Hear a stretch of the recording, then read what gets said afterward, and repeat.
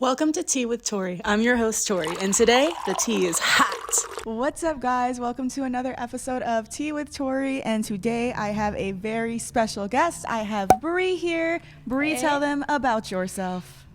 Well, my name is Brianna, or Bree. I am originally from Michigan, moved to San Diego like good old 4 years ago. Full-time influencer, full-time grad student, studying marital and family therapy, and I have 2 dogs. Wow. So what made you want to uproot your life in Michigan and move? Honestly, that's a really good question. I feel like I was in school and I was focused on such like this narrow plan. Like I was going to be a nurse, I was going to do this, and it didn't work out. Mm-hmm. Like I did not get into nursing school, and then I hated my job. And then one day I did a photo shoot and I was like, oh shit, this is fun. I love this. I love this. And I wasn't good at it either. So that's the weird part. The first shoot, I'm like, oh, I felt good. I don't know what I'm doing. I don't know how to pose, but I'm sure I look good. Photos came back. Yeah, no. It's funny. It was the same for me. Like, I was not always good at taking pictures. No, I was just like, girl, why is your hand doing that? Why did you? And I was like, okay, you know what? I had fun. So the next 2 shoots, still not great. But then I kind of learned to love it and kept doing it. And then Instagram was growing, and then I got with a really small agency in Michigan, and I was like, screw it. Like, this is fun. I like this. This is impulsive. I'm not impulsive, so let's do it. Yeah. So what do you think, would you say, is the hardest thing you had to go through moving?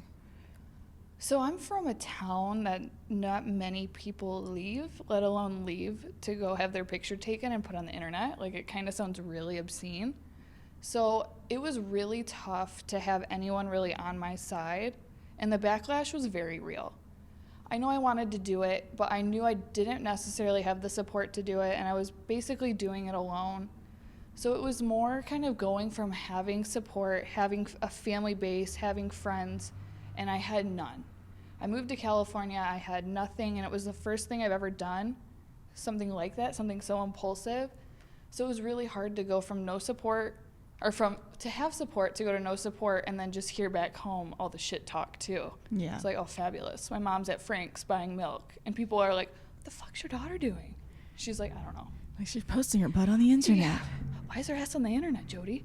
So. Oh my God. See, I never had to deal with that because I didn't come from a small town like New York. No one gave a fuck, really. Like, No. there were people like in my parents' like small circle that like some of them would be rubbed the wrong way and like make like snooty comments, but like Yeah. it wasn't like the talk of the town. Like, there is no one that was that important to be like the talk of the town. Like, And it's crazy because living in such a small town too, it's like stuff gets back. Like I come Oh, back yeah. home and everything feels weird. And then you get the messages like, well, how'd you do it? Like, can you teach me? Can you shout me out on Instagram? Like, girl, don't act like you weren't just talking shit 2 weeks ago. literally. So it's interesting being from such a small town. But the change was beyond needed. Yeah. So you're thinking about moving again. Yes, I am. Is it because you're feeling the same way, kind of? Like you needed change and you feel like you'll grow more? Yes, I'm craving change. I'm craving new. It sounds weird, but I'm craving uncomfortable. Mm-hmm. I love San Diego, but I am not advancing. I am not doing the things I want to be doing. I'm complacent. I'm comfortable. My routine is too easy. I need to do something new. So I'm really considering moving to the East Coast, but if I keep talking to you for another half hour, I might be moving to LA. So I don't know. I feel like just personally, before you change coast, live in like the hub of the state that you're in for what you want to do. Like San Diego, you still like, it's still 2 hours from LA where like everything really is. It's just like the first year that I lived in LA, I never said no to anything like someone invited me to. Like it could be like a dog's birthday party. Like I was there because I was just making connections because everyone comes here to try to make something of themselves. And I think part of that is because technically speaking, for what I do and what I want to do, I should have went from Michigan to LA. But that was almost, like I said, I wanted to be uncomfortable. That was almost like too fucking uncomfortable. Or I was like, LA? Like, oh, So See, conquer LA before you leave the West Coast. that's what I'm thinking. And I also am in such a jet mindset. Like, I don't want to be in one place for long right now. I want to go here, there, and just, I don't know, see it all. Live in a lot of places. That's how I am, but for me personally, I've lived in Miami, I've lived in New York, lived in New York for 23 years of my life, lived in Miami for like half the year last year, lived in LA. With all my jet setting, coming home just feels great to be in LA because it's always great weather. It's where like most of my friends are. If I am home, people that even like aren't from LA are traveling to LA, and then I see them anyway. Yeah. Like, it's just like such a hub for what we do. But then you also have the fact that like you're in school, and like that's a whole different job path that you could really do anywhere. So it's like, if you want to uproot your life and completely move across the country, like do that shit, especially at your age, like newly kind of single. When I met this girl, she was, what were you, like 21 and engaged? Fuck yeah, I was. No, you were pre-engaged. You weren't even fully engaged. You had found the ring. Yeah, I knew of the ring. And you were like, he's going to propose to me, and I don't know how I feel about it. Yeah. And then I saw you again, and you were single. And then I saw you again, and you were back together with him, but not engaged. Yes. And then we got engaged. And then we got unengaged. And I didn't say I made good choices. I definitely have been like a textbook case for somebody that probably needs therapy in a relationship. I was about to say, you have like this whole mental health, like psychology thing. Like, what would you psychologically say to yourself about that? Instant thought, I'm like, what the fuck are you doing? But no, I would probably tell myself that I feel like I'm looking for myself in somebody, and I kept looking for myself and looking for this validation, and I was scared to not have that. And when you get comfortable with somebody, especially being with them for 5 years, like I was 19, I was a child, I got so comfortable and thought who I was with that person. I didn't know if I could be anybody without them. So I would tell myself that it's important to take that self-reflection, that time, and learn who I am without somebody else. Learn to love myself, because I wasn't doing that. I had to get uncomfortable. Let's jump into a little bit of business. So I feel like you are the girl who knows everything about brands and everything about TikTok. I feel like you've grown so many accounts and you know so many little tricks. What brought you into the world of realizing like, oh, it's not just like photo shoots, like I can make money on my social media? So I got to a point where photo shoots are fun. Photo shoots are a collab. I'm not making money. I was having a great time, and I was posting content that wasn't necessarily always paid. And I was like, when that TikTok wave came, when COVID came, I was like, okay, now I'm making no money. Yeah. And I'm seeing these creators blow up and just doing crazy things, going crazy places. And so I just decided I had enough of not being a part of it. I had too much FOMO. I was like, all right, this is dumb. And so I'm done. And I didn't know what I was doing, and I was as cringe could be, like trying to do this on my balcony with decent lighting during COVID, trying not to leave my apartment but somehow make miraculous TikToks. And then I decided I paid for a TikTok course to learn about TikTok. How to grow. Oh yeah, absolutely. I was that girl. I always That's say, ambition though. If you want anyone to take you seriously or invest in you, you have to invest in yourself. If that's very a $100 TikTok course, then that's a $100 TikTok course. You've definitely made more than $100 on TikTok, I'm guessing. Oh, yes. Yeah. Before it was gone.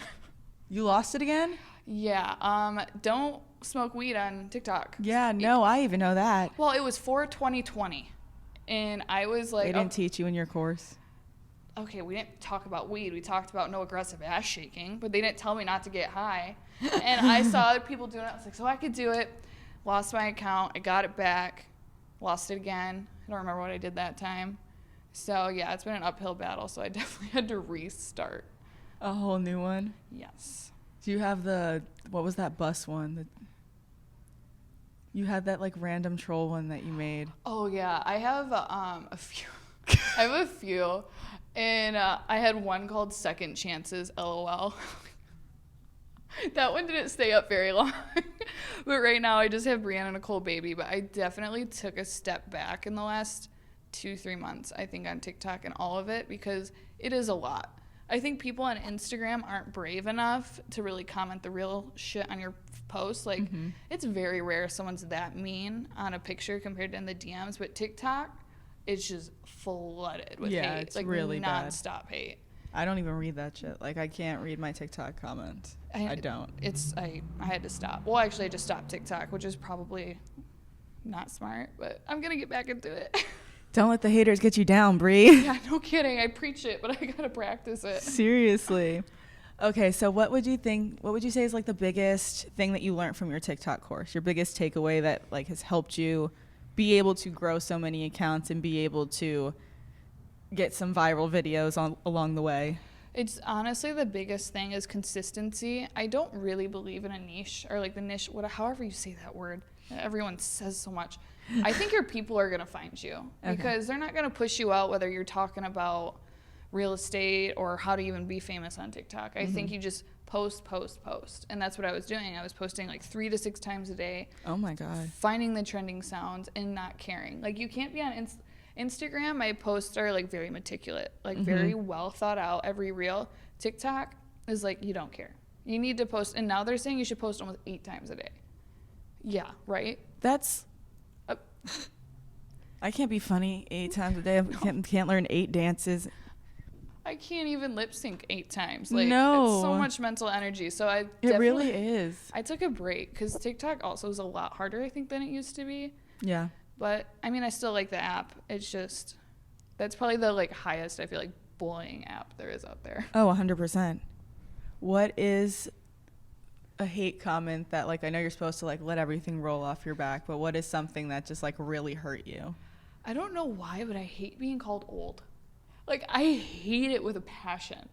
I actually did not start getting Botox until I got so many stepmom comments. Oh and my I God. was like, shit. I was looking in the mirror. I was like, okay, my forehead does move a lot. And so I immediately got Botox.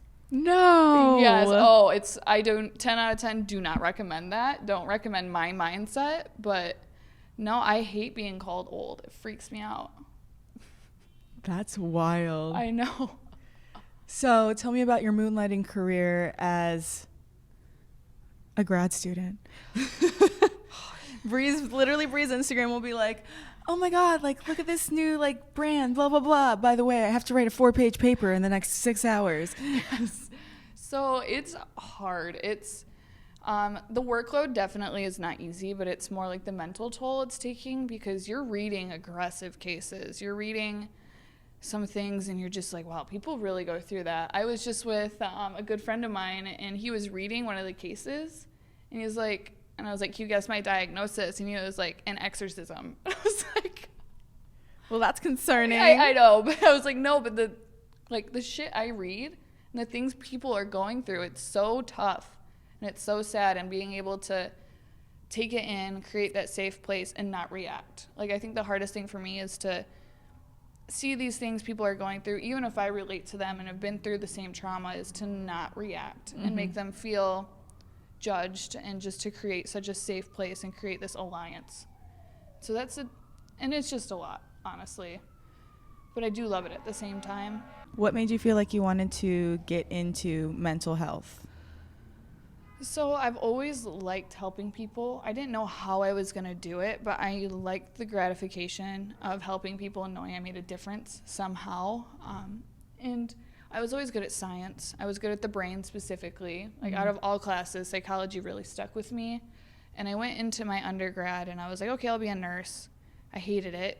It didn't work out. And so I focused so much on psychology and I just fell in love. And for a while, I took time off. Didn't think I was going to go back to school. And then I applied to grad school during COVID, and I fell back in love just with therapy, psychology. Human behavior is just so fascinating to me. Honestly. Why people do what they do. Do you feel like getting into mental health has helped you with, like, your own struggles?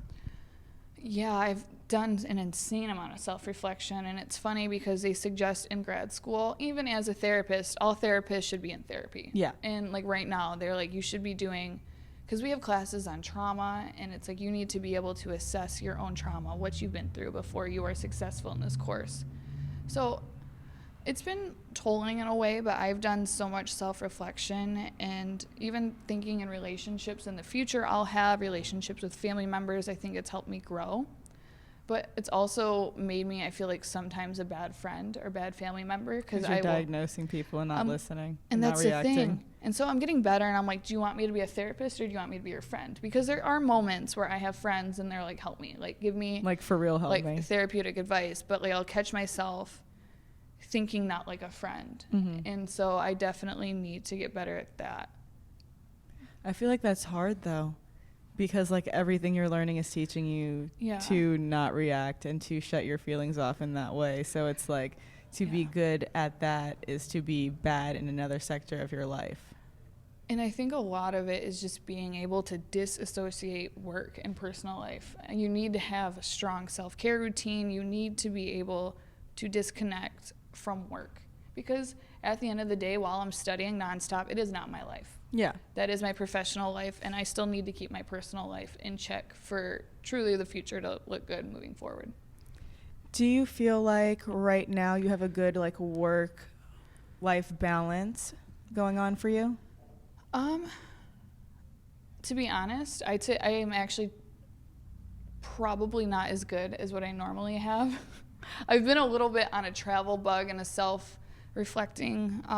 I've been traveling a lot, trying to figure out my thought process, what I'm going through. So I kind of put school aside for a few weeks, but now I'm really getting back into it. And I think it's important for me is I needed to establish a strong workout routine, but also mental health routine, because when I feel healthy, when I am like meditating every day, when I am going to yoga, when I am just these self-affirmations, I am doing better in school, in work, like in front of the camera. And everything. Yeah, so I definitely took time, but I think my work routine and social, I think it's a lot better, and I'm excited moving forward. You need to take time to focus on yourself and get yourself back to a place where you could even focus on exterior things. It's like, it's taking a gap, and I think everyone in life like needs a gap to stop doing what they're doing. It would be like you have a sentence with no spaces. No gaps, it wouldn't make sense. Yeah. You'd be like, this is nonsense. So sometimes you need to take that gap, take that space for things to make sense again. And so that's what I did. Or just even to realize that like things don't make sense and that's okay. That's true too. And like not everything's supposed to be figured out, and not everyone has everything figured out, because I think people do a really good job of making it look like online like they have everything figured out when they in fact do not. Like, yeah, I know that there's definitely a degree that people have even come up to me and be like, oh my God, you're doing blah, blah, blah, blah, blah. And I'm like, oh wow, that looks like that. I know. I've had people be like, you're doing so great. You seem so healthy. And I'm like why do you really? think I that? just cried over my cup of coffee, but thank you. I am so glad you think I'm put together. Dude, I've cried over the craziest things. Oh my God. The craziest things. And it's like, I'll always look and be like, okay, where's my period and where's the moon? Because is something in retrograde. Like sometimes why am I hope crying? it is. I also cry like when I'm frustrated, like when I know like I can't change a situation, like that will make me bawl. And I'm like, I'm not sad, I'm just fucking frustrated. It's the worst when you're crying and then someone's like, what's wrong? And I'm just like, okay, well, what isn't wrong? Like, I'm so angry. Wrong. I'm frustrated. Now you're making me angry. I'm gonna cry more. Please walk away. Like, oh my God, that is the worst. So what made you want to start your Mental Mondays Instagram? So my biggest thing is I know I'm good at social media. I know I'm good at psychology and mental health. And I was like, well, I might as well throw the two together. And I was listening to a lot of podcasts on how to make like 6 figures working in psychology. And a big thing was utilizing social media. So I almost felt silly that I wasn't doing it. So I started it in hopes to build a base in the future of people that kind of back me in mental health. And when I open my own practice, I have this way to get clients. And I feel like I had to use Brianna Nicole for a way that's not just showing my ass on the internet, but to help people. And so I started that. I took a bit of a break from it because I found myself in like a place where I was like, how can I make these posts to help people when I'm kind of in a dark place? But recently I mean, you could have made posts about being in a dark place and trying to get out of it. That's true. I feel like maybe I just wasn't brave enough, or I just was not in that mindset. But You need to focus on you. Yeah, I definitely needed to focus on me, but I'm getting back into it. And I'm really excited. And I honestly, like, people messaging me on Mental Mondays compared to Brianna and Nicole, it's people that actually want help.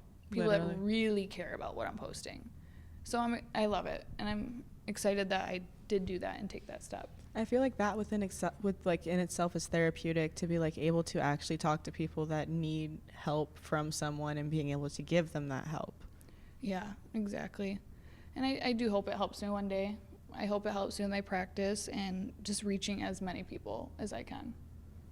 So you recently hit 200K on Instagram. I did. I was over the moon. I was so excited. How long has that taken you to get?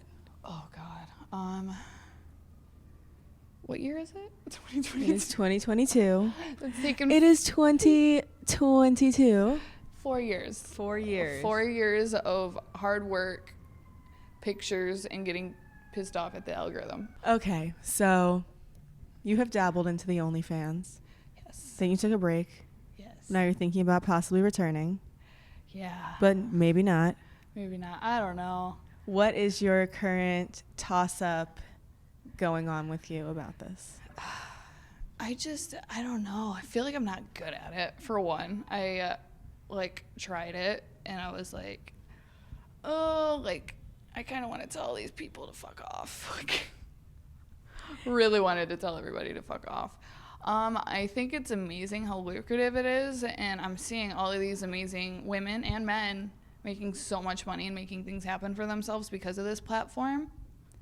So that's why I'm really considering it, but at the same time, I'm not really sure. I'm not really sure what direction I'm going to take, but then again, I don't know what the hell I'm doing right now, so.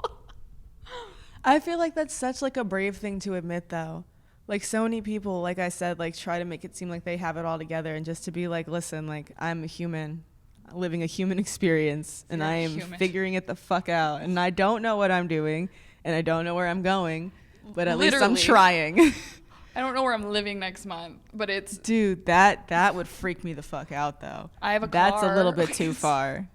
Not knowing where you're living. I mean. That takes it a step. That's a step that I haven't lived with.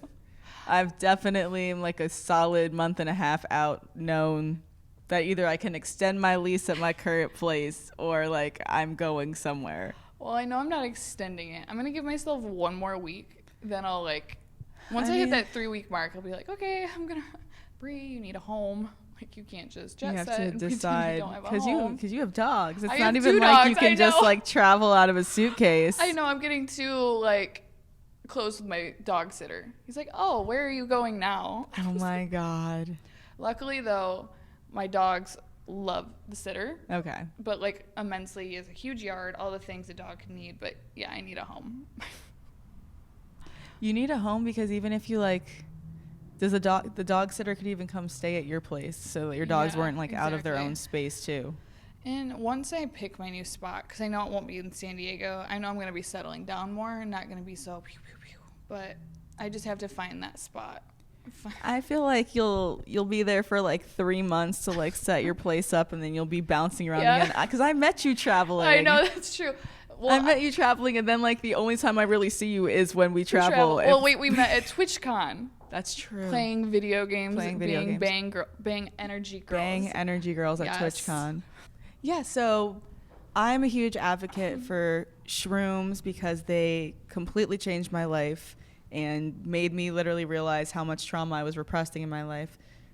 What would you say is the current situation going on with shrooms and mental health, and how do you personally feel about it? So for a long time, I was gung-ho on Western medicine, medication, and I have tried antidepressants, anti-anxiety, and it just was not doing it. I was more miserable than I was to begin with. And then I found out that shrooms were legalized in California, Michigan, Colorado, other places too. I don't know all that. And I was doing a lot of my own research about it because in my mind, shrooms is I'm going to take so much and I'm going to smell colors and I'm going to just cry. And so I was like, okay.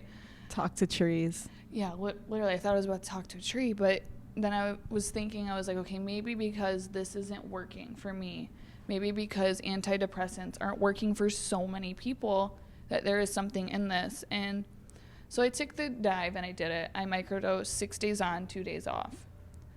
And I honestly, I'm not going to say it will 100% work for everyone, but I will say it worked for me. I am more awake. I am more creative. I'm just more myself. I feel like I'm tapped into things about myself that I didn't know was there. And I did have trauma. Like, there were days I cried. There were days I really felt things, but it was things I chose not to feel for so long. Yeah. And now I feel 10 times better, honestly. I think it's a great route to take, especially if you've been trying Western medicine and it's not working for you. And I think the future of medicine and mental health treatment is going to include shrooms, genuinely. I agree with that. I mean, the first time I did shrooms, I was super scared because I have already have a mushroom sensitivity. So I was like, if I already have a sensitivity and regular shrooms do stuff to me, what the hell would magic shrooms do to me? So that was terrifying. Just that thought alone. I'm like, I shouldn't go into that experience scared, because that's not how you take shrooms, is scared. Don't take it scared. So until I could just not really give a fuck, I'm just not going to do them. But then I got to the point where I was like, you know what? Fuck it. I'm not even allergic to all shrooms. So maybe I won't be allergic to magic mushrooms, which I'm not, honestly. But somebody have an EpiPen ready. Literally. But it's honestly, that's not even what happens. I won't even go into detail, but it's not that bad. It's a sensitivity. It's not an allergy. So I took shrooms, and I literally felt like I had not felt anything from the time I was 15 until that moment when I was I was 23 or 24.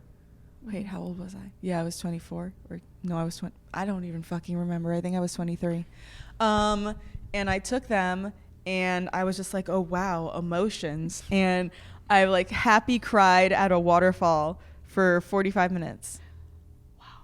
And it was just the most beautiful thing I'd ever seen. And still to this day, if I feel like I'm trying to avoid shrooms, I know it's because there's emotions that I need to address, and I'm shying away from addressing them.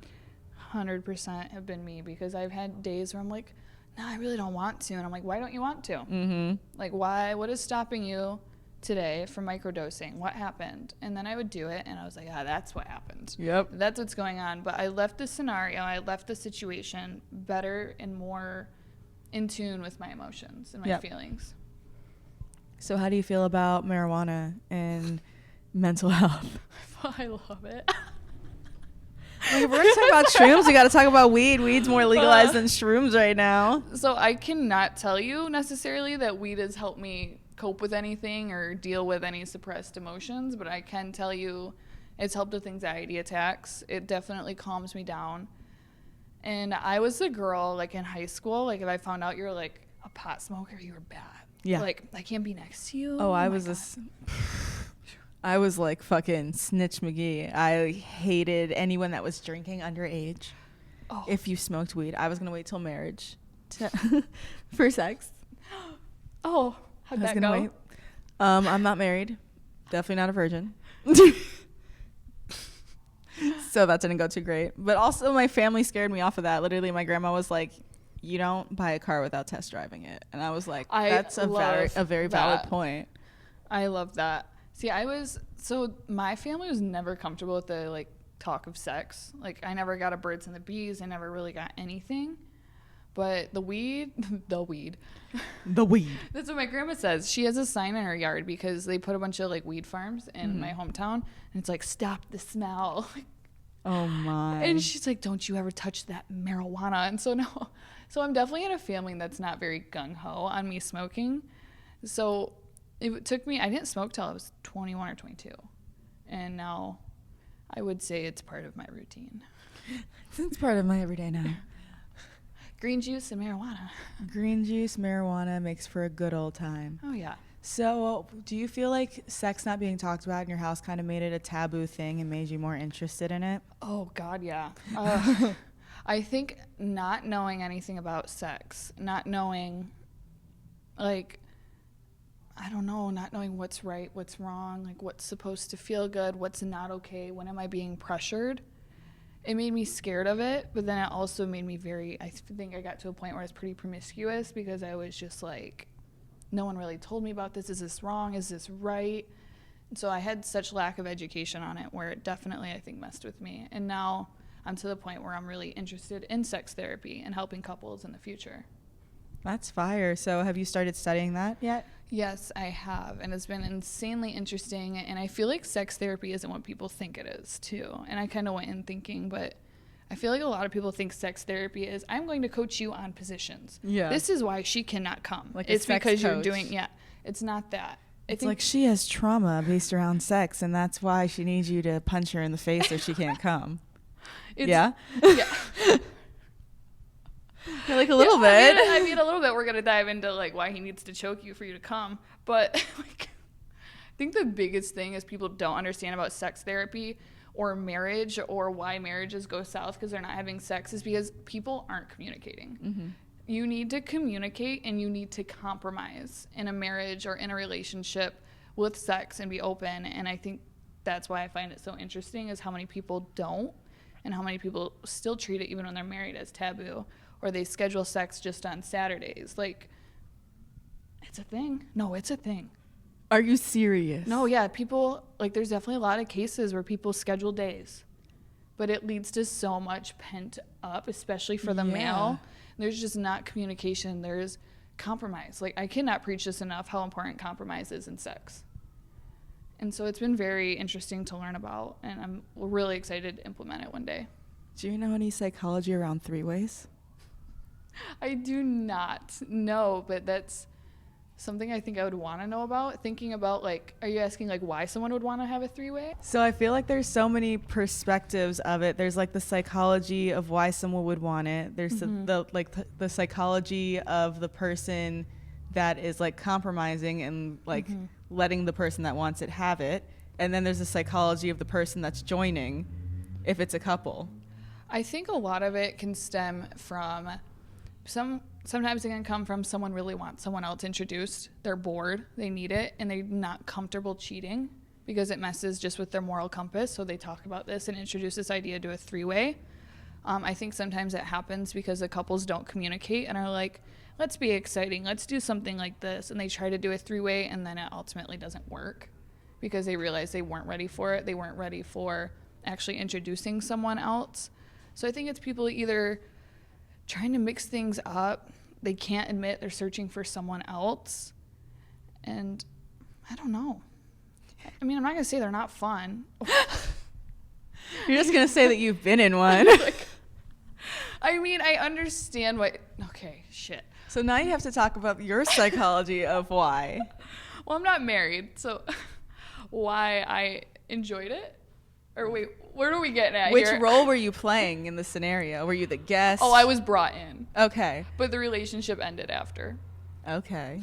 So this is where I say some people aren't ready, and they think they want this excitement, and they want things to come in. They want that third person.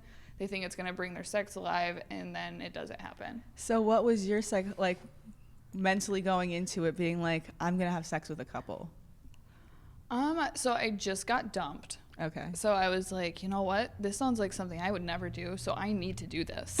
That was my biggest thing. I was like, I would never do this. I'm single. So I just did it. And